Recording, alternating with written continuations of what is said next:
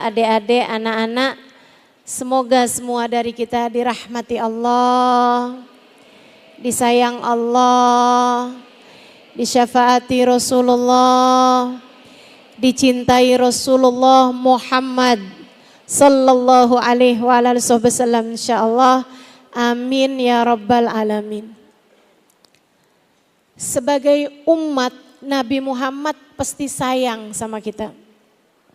Sebagai umat nih, secara keseluruhan, secara umum Nabi Muhammad sayang sama kita. Sayang kepada umatnya. Cuman masalahnya yang suka saya pikirin, apakah kamu secara khusus, secara pribadi adalah seseorang yang termasuk di antara yang disayang Nabi Muhammad tersebut?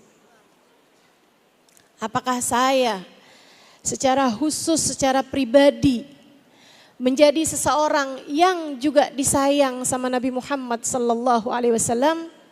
Itu yang kita nggak tahu.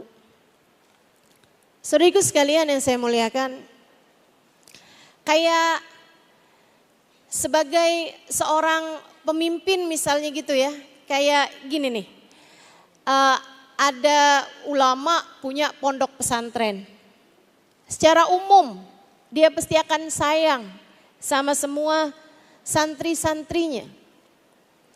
Tapi secara khusus, secara individual, apakah beliau sayang, apakah beliau ridho kepada santrinya yang bernama Fulan misalnya gitu, itu yang belum tentu. Karena di antara santri tuh ada aja yang nyebelin. Karena di antara santri tuh ada aja yang bikin resah, bikin gelisah, bikin senep gitu. Bikin sedih hati gitu. Itu yang suka saya pikirin kepada baginda Nabi besar Muhammad sallallahu alaihi wasallam terhadap saya. Nabi cinta sama semua umatnya, itu betul. Nabi cinta kepada umatnya, itu betul. Tapi apakah saya, apakah kamu di antara umat yang nyebelin hingga Nabi Muhammad tidak lagi cinta pada kita? Itu yang jadi masalah, teman-teman. Itu yang jadi masalah. Karena ternyata ketika saya baca-baca di Quran gitu kan, ada orang-orang dari umatnya yang bahkan Nabi Muhammad memusuhinya. Bahkan Nabi Muhammad menganggapnya musuh. Bahkan Nabi Muhammad mengadukannya kepada Allah. Misalnya dalam ayat Al-Quran. A'udzubillahi minasyaitonirrajim. Wa qala ya Rabbi inna qaumi ittakhadhu hadzal Qur'ana mahjura. Ya Allah, kata Nabi Muhammad, aku mengadu kepadamu. Ini kan kalau Nabi Muhammad ngaduin, Bu, Nabi Muhammad tuh orangnya sabar banget. Dek, Nabi Muhammad tuh orangnya sabar banget. Ngadepin Abu Jahal, Nabi Muhammad gak pernah ngaduin Abu Jahal kepada Allah. Ngadepin orang-orang yang ngelemparin Nabi di saat Nabi Muhammad hijrah ke Taif. Nabi Muhammad tidak mengadukan mereka kepada Allah. Nabi hanya mengadukan dirinya sendiri. Allahumma inni ashku ilaika du'fa halati wa qillata hilati. Kata Nabi Muhammad, ya Allah, aku mengadukan kepadamu betapa lemahnya diriku, betapa tidak mampunya aku mencari jalan keluar atas permasalahanku. Kata Nabi gitu waktu hijrah ke Taif.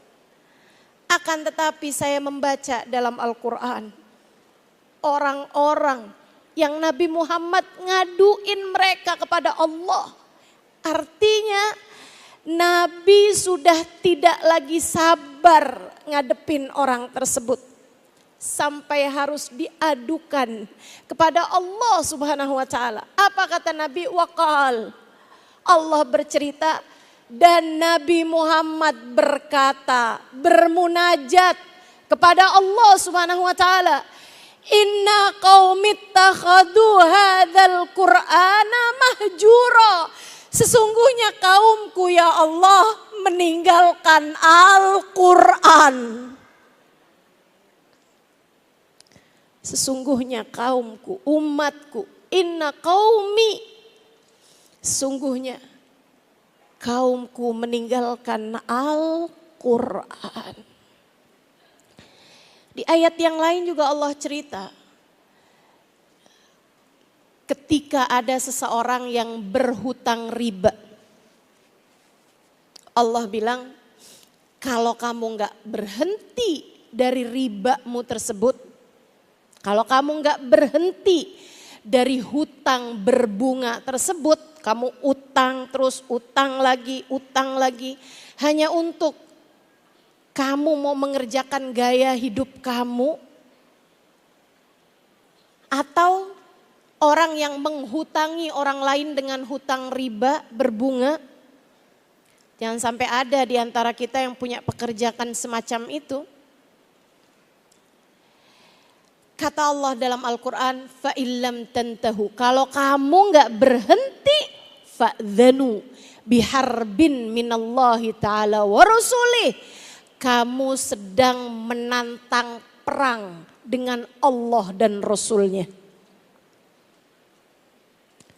Jangan sampai kita menjadi orang-orang yang kita tahu Nabi Muhammad cinta kepada umatnya, akan tetapi kita tidak termasuk di antara orang-orang yang dicintai Nabi Muhammad tersebut. Nabi cinta kepada umatnya. Kecuali kamu, kan sedih banget tuh. Nabi cinta kepada umatnya tapi kepadamu tidak, sedih banget. Karena teman-teman, bagi saya, bekal saya untuk menghadap Allah Subhanahu wa taala, bekal saya untuk mati, yang mana semua orang kan pasti bakalan mati nih. Nah, bekal saya buat mati, saya nggak tahu apa yang akan jadi bekalmu, tapi bekal saya buat mati, saya nggak punya sholat sunnah banyak. Dan saya rasa sholat saya masih jauh dari layak untuk diterima. Masih jauh dari kehusyuan. Saya punya sholat masih bising, masih rame, pikiran saya masih kemana-mana. Sholat saya masih baru sekedar merunduk ataupun nungging ataupun sujud, hanya baru sekedar gerakan-gerakan saja. Sholat saya masih baru hanya sekedar melafalkan bacaan-bacaan, hanya masih baru sekedar berdiri, duduk, salam. Hati yang sholat, yang katanya Imamul Haddad, al-qalbu idza qad sajad lam yarfa' ba'dahu abada. Hati kalau udah kenal sujud sama Allah enggak akan pernah terangkat sama sekali. Saya masih jauh dari hal yang semacam itu. Dan saya tahu kamu juga kurang lebih sama sama saya. Khusyuk jauh dari kita teman-teman, jauh dari kita. Kita mah yang ada pura-pura khusyuk, betul?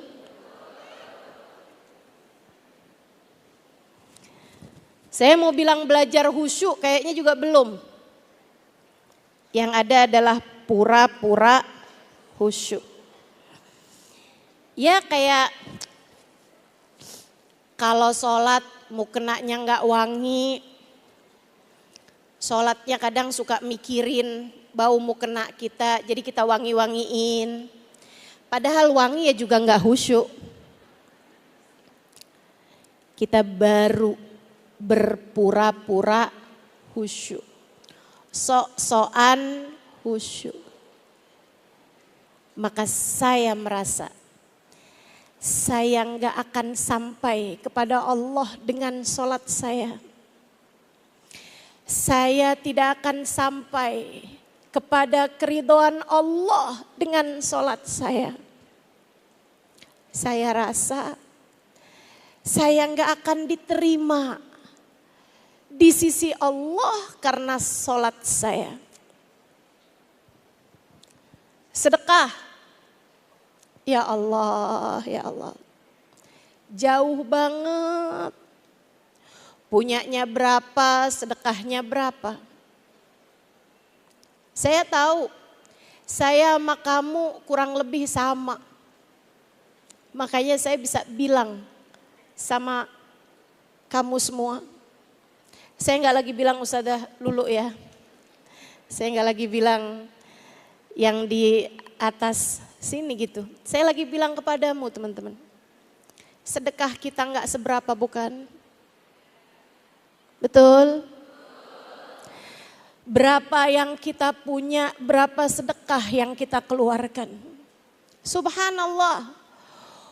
Uang 100.000 kalau kita sedekahkan rasanya jadi kayak berasa gede gitu.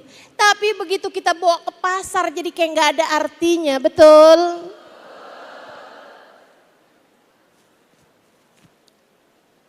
Nih kita nih.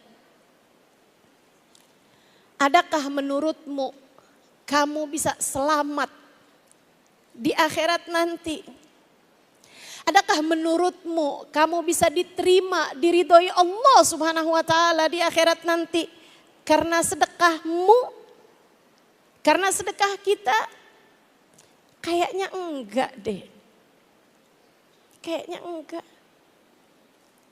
Apa nih bekal yang kita punya?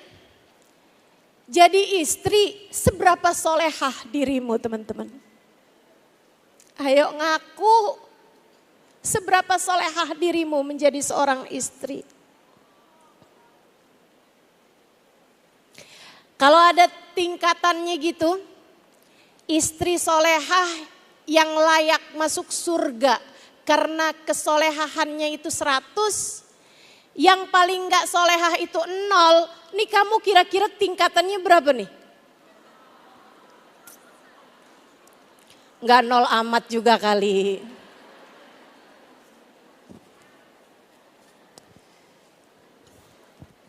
Kayaknya juga gak bisa ngarep masuk surga karena kesolehan kita sebagai seorang istri. Kita belajar, terus belajar.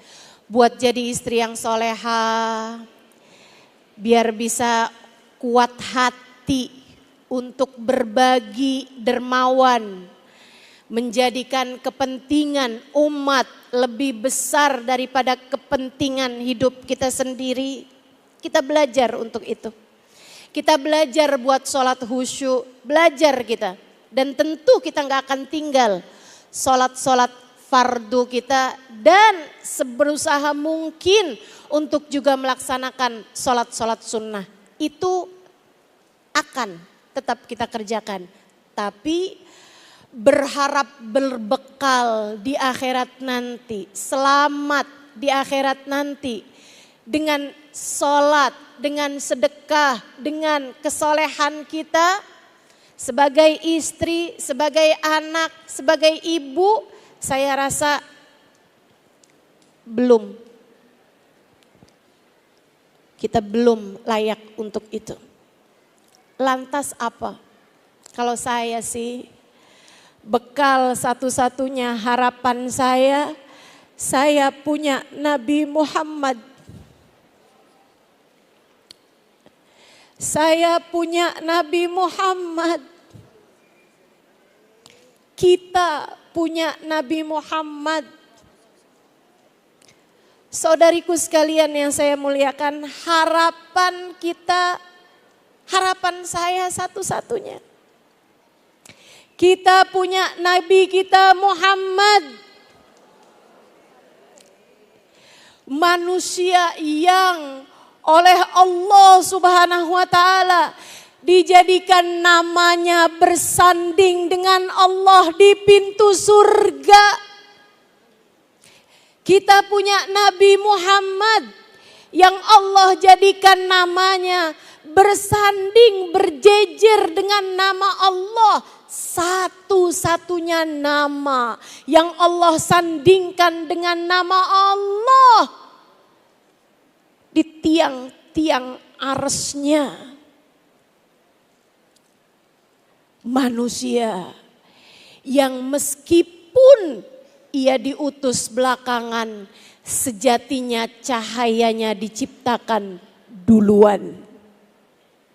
Manusia yang mengatakan, ana awwalun nabiyyina fil khalqi wa akhiruhum fil ba'thi. Aku adalah seorang nabi yang pertama kali Allah ciptakan di atas muka bumi.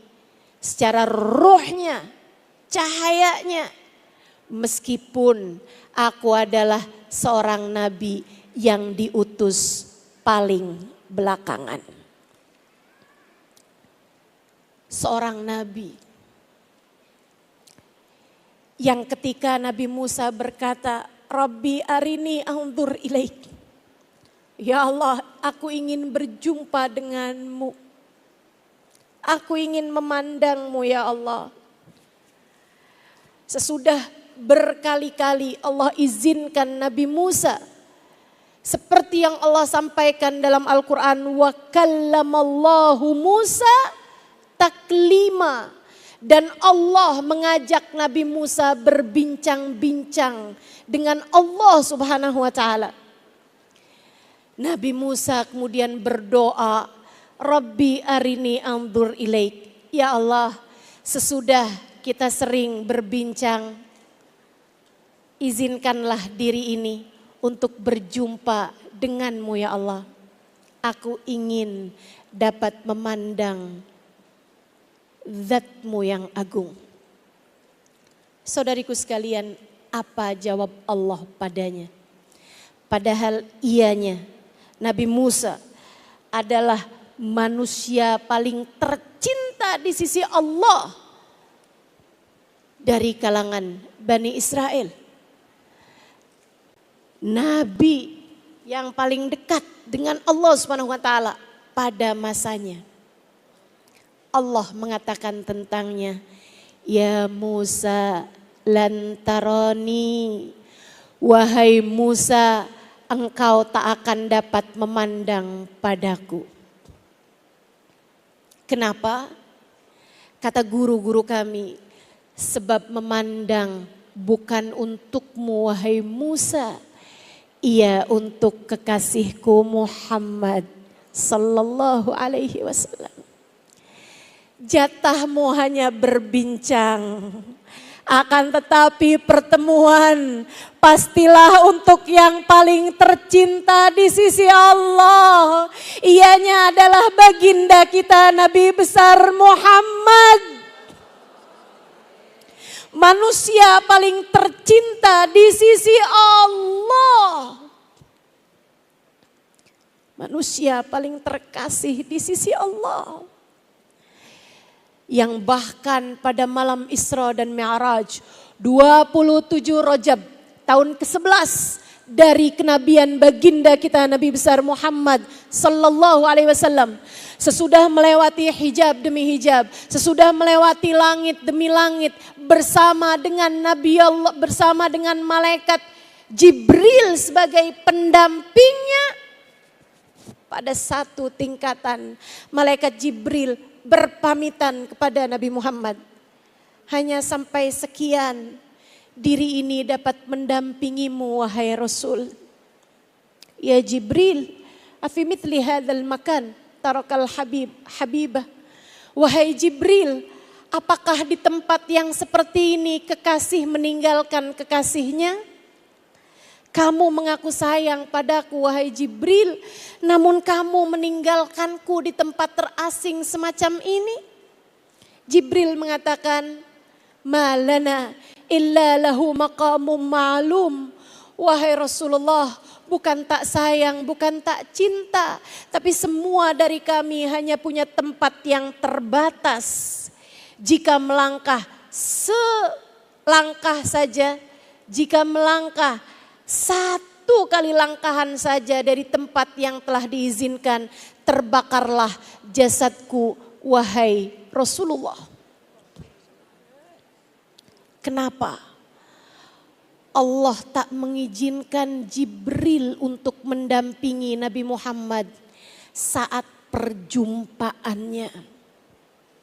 Sebab untuk yang tercinta tak diperlukan pendamping saat berjumpa dengan yang dicinta. Sebab Allah tak mau ada yang ketiga di antara Allah dan kekasihnya. Sebab Allah tak mau ada yang ketiga di antara Allah dan kekasihnya Muhammad sallallahu alaihi wasallam. Kana bil ufukil a'la wa kana qaba qausaini au adna. Maka Muhammad pun kami naikkan hingga sampai di ufuk yang tertinggi, di Sidratul Muntaha. Kana qaba qausaini au adna, hingga jarak antara Allah hanya seperti dua tombak saja, au adna, bahkan lebih dekat daripada itu. Ini jarak antara saya dengan sof yang pertama. Ini lebih daripada dua tombak, teman-teman. Nabi Muhammad kata Allah, iya aku dekatkan hingga sejarak dua tombak, au adna, bahkan lebih dekat daripada itu.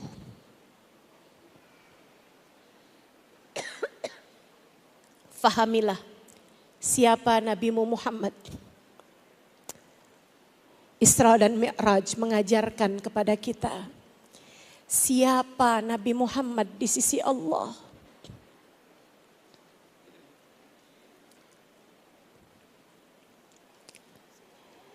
Subhanallah.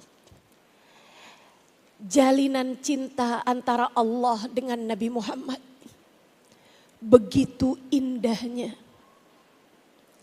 Pun demikian, Nabi Muhammad kepada Allah juga Nabi Muhammad kepada kita umatnya. Malaikat Jibril sesaat sebelum melepas kepergian Nabi Muhammad berpesan, wahai Rasul, nanti kalau jumpa dengan Allah jangan lupa ucap salam. Karena terkadang orang kalau berjumpa dengan yang dikagumi, yang dicintai, suka lupa ucap salam. Anak-anak kita tuh kalau ketemu sama bintang idolanya, boro-boro ucap salam. Yang ada teriak-teriak gak jelas. Betul? Jadi malaikat Jibril ingatkan kepada baginda kita Nabi Muhammad. Rasul, nanti kalau ketemu Allah jangan lupa ucap salam. Nabi pembelajar yang baik. Mudah-mudahan kita juga bisa ikut kepada adab Nabi Muhammad SAW. Teman-teman, malaikat Jibril sama Nabi Muhammad siapa yang lebih mulia? Ayo, siapa yang lebih mulia antara malaikat Jibril sama Nabi Muhammad? Nabi Muhammad, kita semua sepakat itu. Tapi saya tanya, antara Nabi Muhammad sama malaikat Jibril siapa gurunya?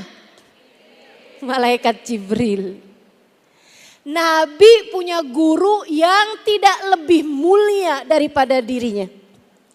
Akan tetapi Nabi kita Muhammad mengerti bagaimana beradab kepada malaikat Jibril sebagai gurunya.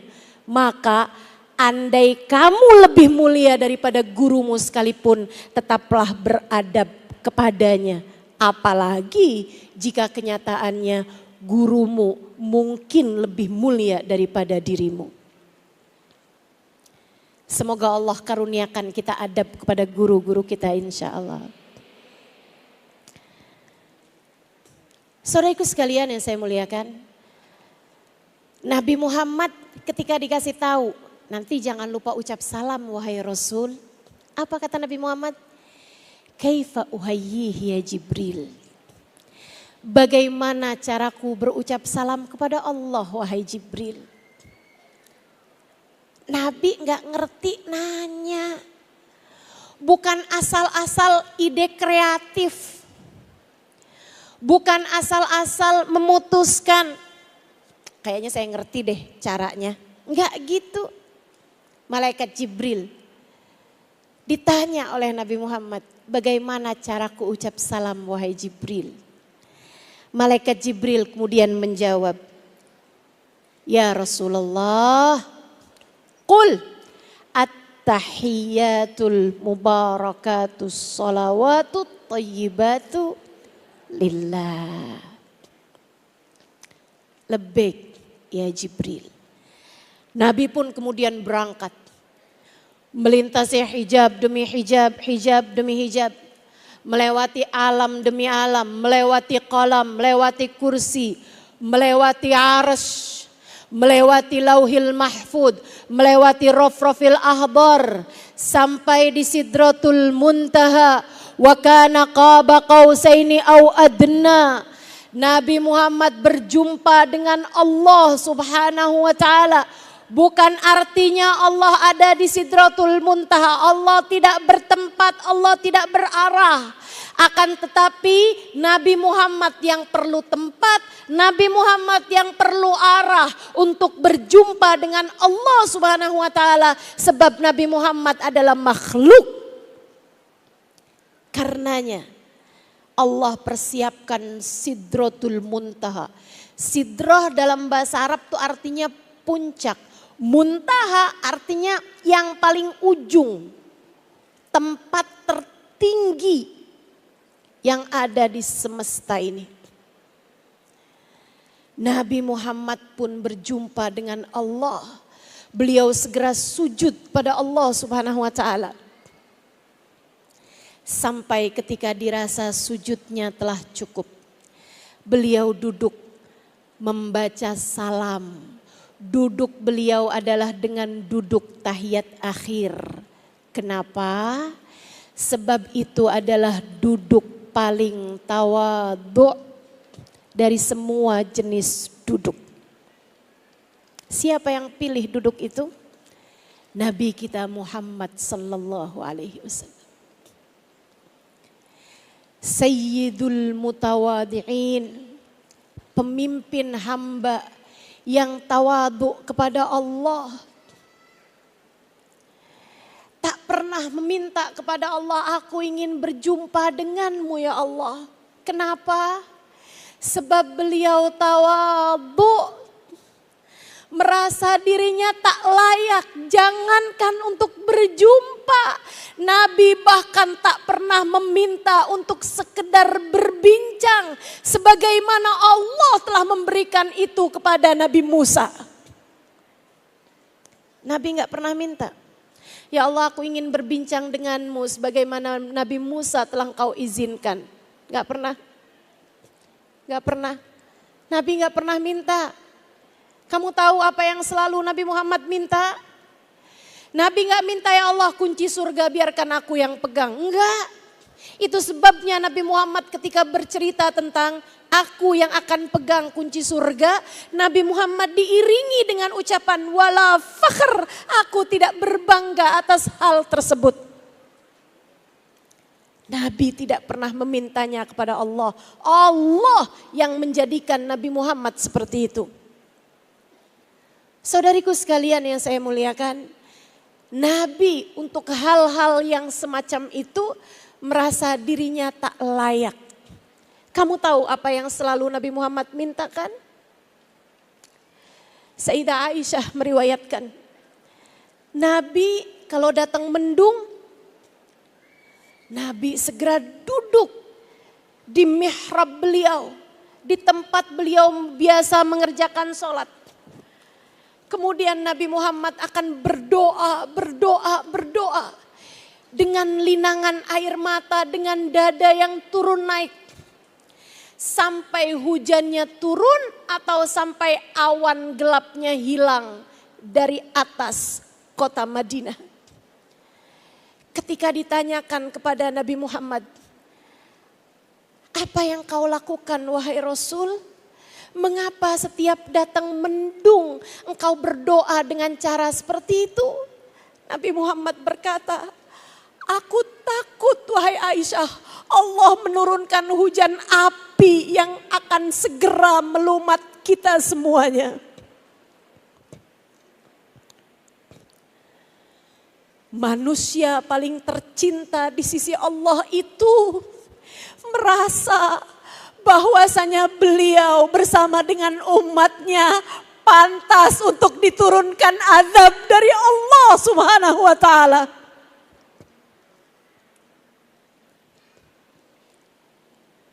Betapa tawadhu'nya. Betapa tawadhu'nya. Karenanya saat berjumpa dengan Allah di Sidratul Muntaha, di malam Isra dan Mi'raj, Nabi duduk dengan duduk tahiyat akhir.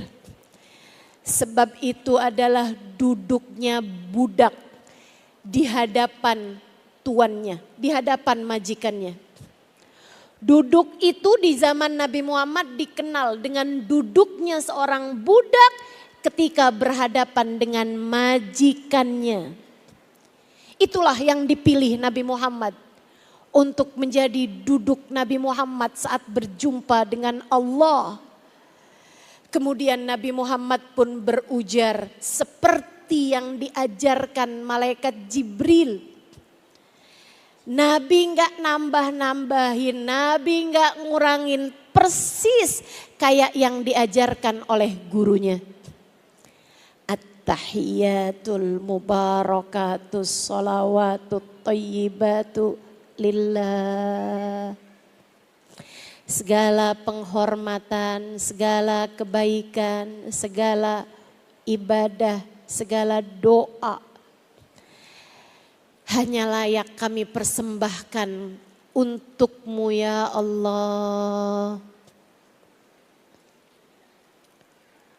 Allah pun menjawab salam, sapa Nabi Muhammad tersebut dengan mengatakan, Assalamu alayka ayyuhan nabi wa rahmatullahi wa barakatuh. Salam untukmu wahai seorang nabi, dan rahmat serta keberkahan Allah senantiasa tercurahkan padamu. Kayak apa tuh rasanya? Jadi orang yang diizinkan berjumpa dengan Allah. Kayak apa rasanya? Jadi seseorang yang sujud langsung di hadapan Allah. Seperti apa kebahagiaan yang Allah berikan kepada Nabi Muhammad. Ketika Allah izinkan Nabi Muhammad mengucap salam langsung di hadapan Allah. Bahkan kemudian Allah izinkan Nabi Muhammad untuk dijawab salamnya langsung oleh Allah Subhanahu wa taala. Kebahagiaan tertinggi. Pantesnya Nabi gak ingat siapa-siapa, pantesnya. Sebab orang saat seneng banget biasanya gak ingat sama siapa-siapa selain dirinya.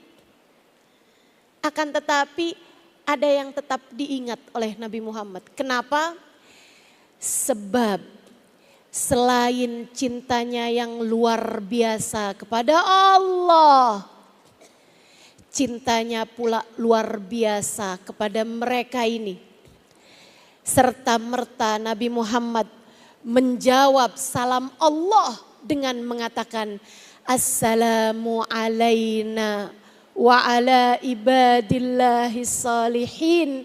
Terima kasih atas salammu untukku, namun kumohon padamu, berikanlah pula salam tersebut untuk umatku, hamba-hambamu yang soleh-solehah itu. Nabi Muhammad setia kepada kita umatnya. Selain daripada Nabi Muhammad setia kepada Allah Subhanahu wa Ta'ala Tuhannya.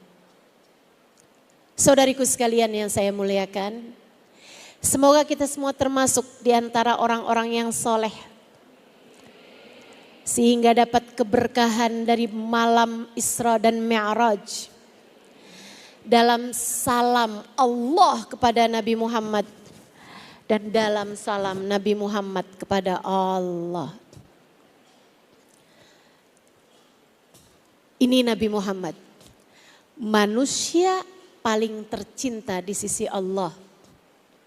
Dan beliau paling sayang kepada kita umatnya. Itu sebabnya saya ulangi.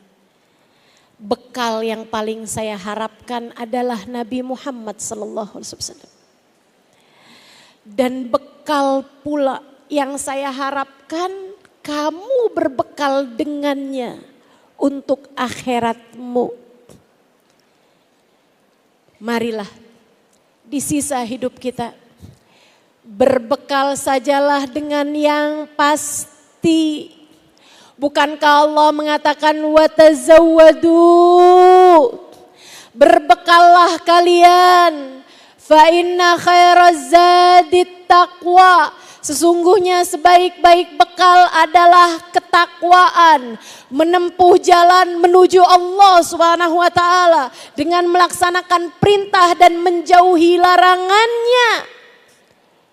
Namun bersama dengan itu kita tahu jalan paling mudah untuk kita ikuti menyampaikan kita kepada Allah adalah lewat jalan cinta kepada baginda kita Nabi besar Muhammad sallallahu alaihi wasallam, sehingga semoga jalan cinta kita kepada beliau menyampaikan kita menuju cahaya Allah Subhanahu wa Ta'ala, huwan nur. Allah lah sang cahaya. Tapi Allah pun berkata kepada Nabi Muhammad, dialah sang cahaya. Mari kita tempuh jalan cinta dengan sang cahaya menuju kepada sang cahaya. Saudariku sekalian yang saya muliakan, kita taati apapun yang diperintahkan Nabi Muhammad.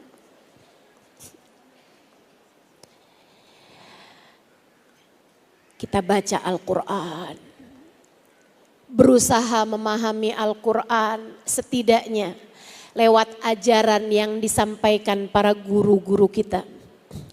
Mereka tidak membawa kita kecuali kepada pemahaman Al-Quran. Kita laksanakan perintah-perintah Allah Subhanahu wa Ta'ala. Salat jangan tinggal, Bu, Kak, Dek, Nak.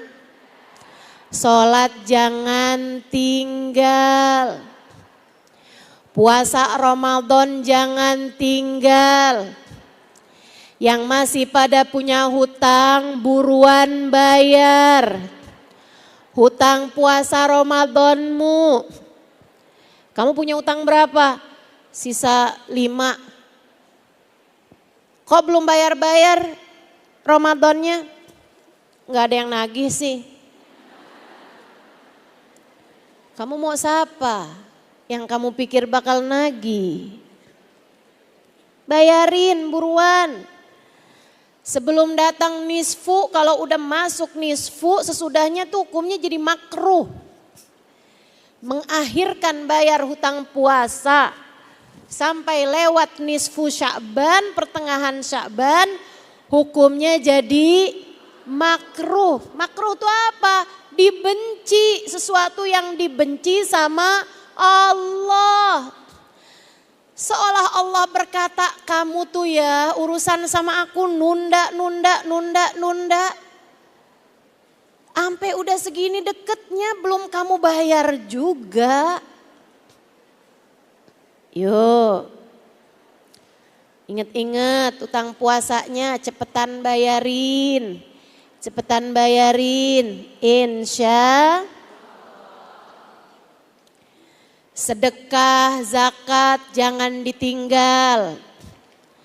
Jalan takwa kita, jalannya Nabi Muhammad yang sudah disampaikan Nabi lewat Al-Quran. Kita ikut apa yang diperintahkan Nabi Muhammad dan kita tinggalkan dosa-dosa. Jangan lagi ambil hutang riba. Dengar? Sesedikit apapun uang yang kamu punya cukup untuk membiayai hidupmu. Namun sebanyak apapun uang yang kamu punya enggak akan cukup untuk membiayai gaya hidupmu. Maka kalau pengen hidup tenang jangan banyak. Kamu udah tahu, kamu udah paham. Ayo sesuaikan pengeluaran dengan pemasukan. Gak apa-apa kamu gak punya baju yang bagus-bagus kayak yang dipunyain temenmu. Gak punya HP secanggih yang dipunyai saudaramu. Yang penting kamu gak punya hutang. Setuju? Dan saya doain yang masih pada punya hutang, saya doain. Saya kesian sama kamu. Beneran, saya doain. Yang pada punya hutang, mudah-mudahan Allah bantu untuk segera dapat melunasi hutangnya. Banyak juga ternyata ya.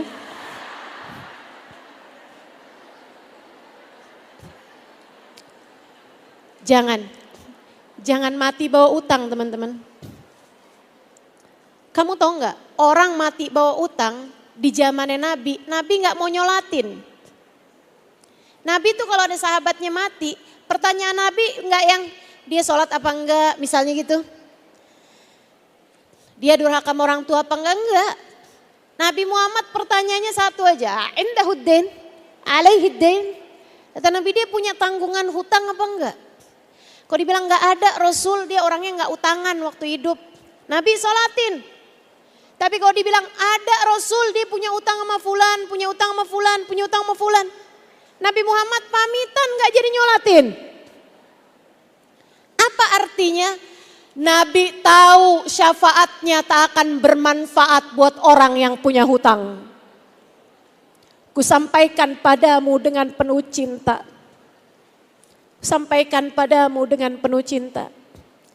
Jangan berani mati bawa utang. Nabimu gak bisa syafaatin dirimu itu. Hati-hati. Tapi udah terlanjur ustazah gimana nih? Nangis sama Allah, minta sama Allah. Jual barang-barang yang kamu punya buat kamu lunasin hutang-hutangmu itu.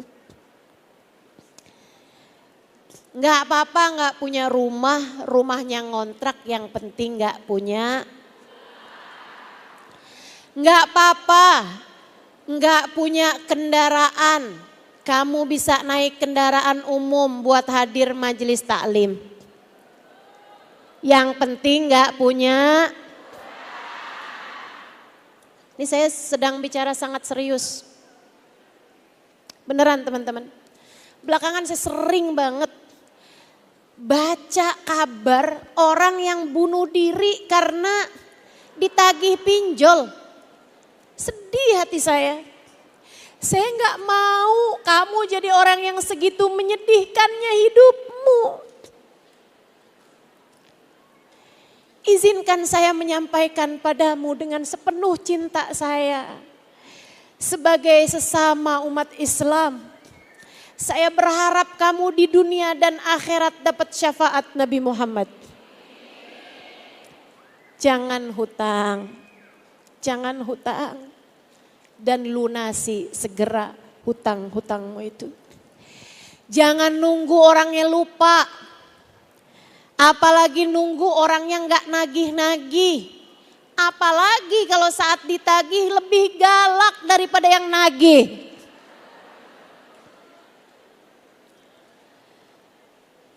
Yang kamu hutangin bisa aja kamu berusaha untuk dia lupa terhadap utangmu, tapi Allah tidak. Tapi catatan hutangmu akan tetap ada hingga kelak di hari akhirat nanti. Allah minta kamu bayar 1 danik yang kamu kuasai tanpa ada izin dari pemiliknya. 1 danik itu kayak 5.000 rupiah teman-teman. Itu harus kamu bayarkan dengan 70 sholat fardu yang diterima di sisi Allah. Padahal kita semua tahu khusyuk begitu susahnya. Sholat diterima sama Allah tuh yang mana dari sholat kita yang diterima sama Allah. Karenanya saya sampaikan, mumpung hayat masih di kandung badan. Mumpung nyawa belum keluar dari tenggorokan. Mumpung nyawamu masih ada, kamu masih hidup. Segera lunasi hutang-hutangmu. Jangan berani-berani sama yang haram. Jangan berani-berani sama yang haram. Insya kita kerjakan maunya Nabi Muhammad. Hingga kita tidak menjadi orang-orang yang diadukan Nabi Muhammad kepada Allah. Kemudian kita tempuh jalan cinta kepada Nabi Muhammad. Kita berharap jalan cinta ini akan menyampaikan kita kepada Allah lewat Nabi Muhammad. Kita berharap semoga dengan kita mencintai Nabi Muhammad akan ada tangan Nabi Muhammad terulur kepada kita, membawa kita, menyampaikan kita kepada Allah.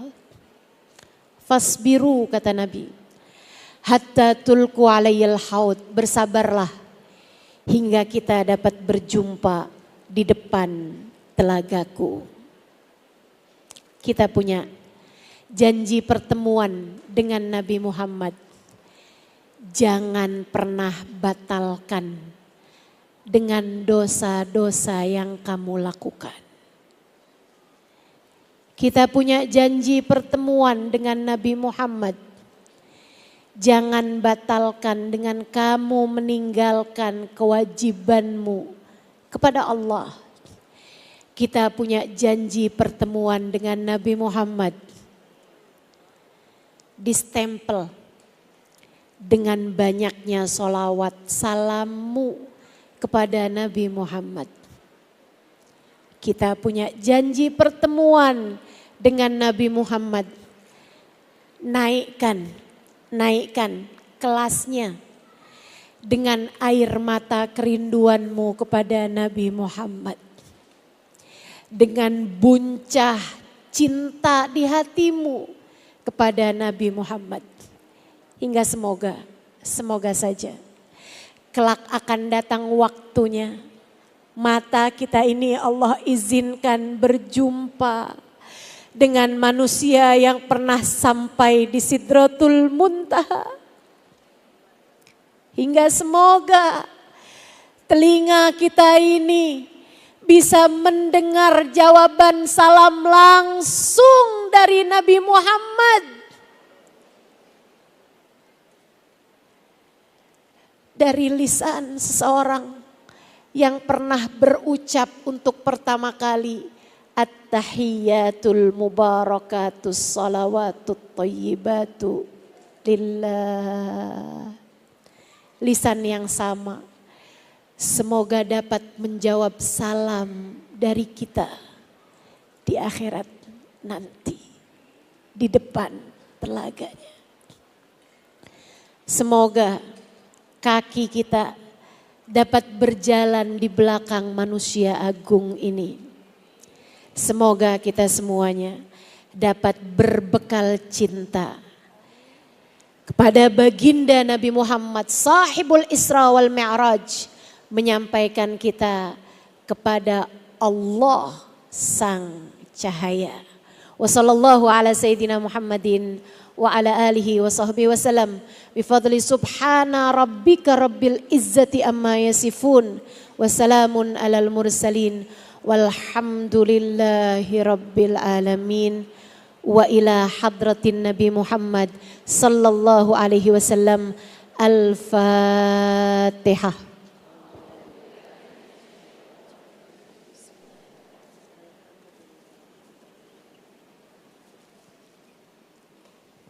Iyyaka na'budu wa iyyaka nasta'in ihdinas siratal mustaqim siratal ladzina an'amta 'alaihim ghairil maghdubi 'alaihim waladdallin amin. Rabbana taqabbal minna innaka antas samiul alim tub 'alaina innaka antat tawwabur rahim bifadli subhana rabbika rabbil izzati amma yasifun wassalamun alal mursalin walhamdulillahi rabbil alamin. Mudah-mudahan bermanfaat. Kurang lebihnya mohon maaf. Billahi taufik wal hidayah. Wal afu minkum. Wassalamualaikum warahmatullahi wabarakatuh.